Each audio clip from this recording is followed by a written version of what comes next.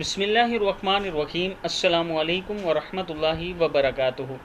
عابد راجہ channel کی طرف سے آج میں اپنے دوستوں کو ایک بہت ہی پیارا واقعہ سناؤں گا۔ یہ واقعہ نبی اکرم صلی اللہ علیہ وآلہ وسلم کے زمانے کا ہے۔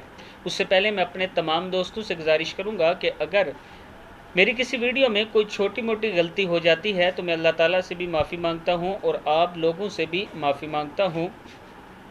اس کے ساتھ میں ریکویسٹ کرتا ہوں کہ اس ویڈیو کو آپ نے آگے ضرور شیئر کرنا ہے اور چینل کو سبسکرائب ضرور کرنا ہے۔ تو شروع کرتے ہیں۔ بسم اللہ الرحمن الرحیم۔ نبی اکرم صلی اللہ علیہ وآلہ وسلم کے زمانے میں ایک باغ میں دیوانہ اونٹ گھس آیا۔ جو شخص بھی اس باغ میں آتا وہ اونٹ اسے کاٹنے کو دوڑتا۔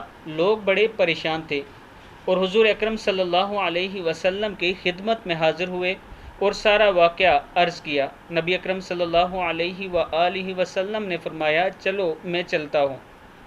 پھر نبی اکرم صلی اللہ علیہ وسلم اس باغ میں تشریف لے گئے اور اس اونٹ سے فرمایا ادھر آؤ۔ اس اونٹ نے جب رسول اللہ صلی اللہ علیہ وآلہ وسلم کا حکم سنا تو دوڑتا ہوا حاضر ہوا اور اپنا سر نبی اکرم صلی اللہ علیہ وسلم کے قدموں میں ڈال دیا۔ حضور اکرم صلی اللہ علیہ وسلم نے فرمایا اس کی نکیل لاؤ۔ حضور اکرم صلی اللہ علیہ وسلم نے اسے نکیل ڈال کر اس کے مالک کے حوالے کر دیا اور اونٹ آرام سے چلا گیا۔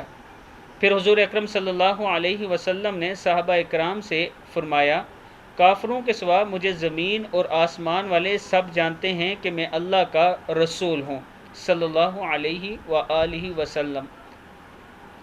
اس واقعے سے ہمیں یہ سبق ملتا ہے کہ جو نبی اکرم صلی اللہ علیہ وسلم فرما دیں ہمیں اس پر عمل کرنا چاہیے۔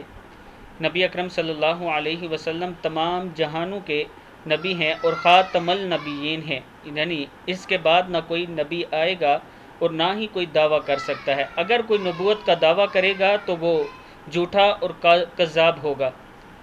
اس ویڈیو کو آپ دوستوں نے آگے ضرور شیئر کرنا ہے اور ایک مرتبہ نبی اکرم صلی اللہ علیہ وسلم پر ضرور درود بھیجنا ہے۔ السلام علیکم ورحمۃ اللہ وبرکاتہ۔